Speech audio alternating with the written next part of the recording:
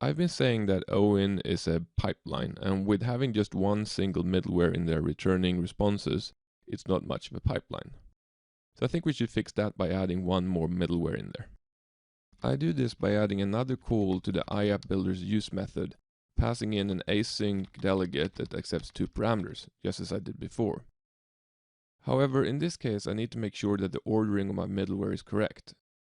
As I need the request to flow through this first middleware before reaching the existing one, I need to place it before the existing middleware in my pipeline. So now that I've got my middleware in place, I guess it's time to add the actual implementation. In this case, I want to create a very simple debugging middleware that allows me to track incoming requests and outgoing responses. To do this, I'm going to use the debug.writeLine to write out incoming request : and then I'm going to use the IOInContext request.path to append the requested path to my output. So that takes care of our incoming request. What we need to do now is make sure that the rest of the pipeline executes before we go ahead and do another debug.writeLine as the response is going out. The way to do this is by using that second parameter we get passed into our delegate, which I called next. This is a reference to the next middleware in the pipeline, so by executing that, we are executing the rest of the pipeline. That next delegate, however, is async, so we need to remember to use the await keyword. And now that the rest of the pipeline is executed, it's time to add that second debug.writeLine.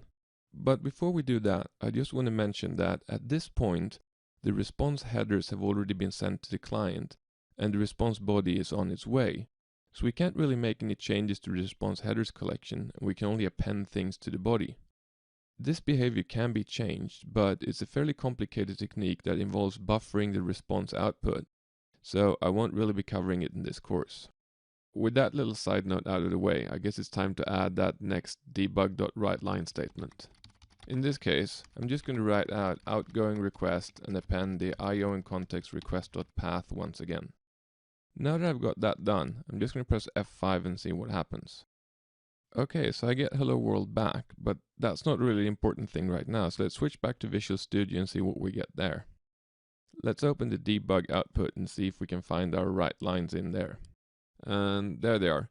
So it might be a little bit hard to read with that small font, but you just have to trust me. It says incoming request : and then a slash, and then there's an outgoing request : and a slash. And now that we've seen that it works, I guess I can just close down the debugging. So that's pretty much all you have to do to get your first OWIN pipeline up and running with Project Katana.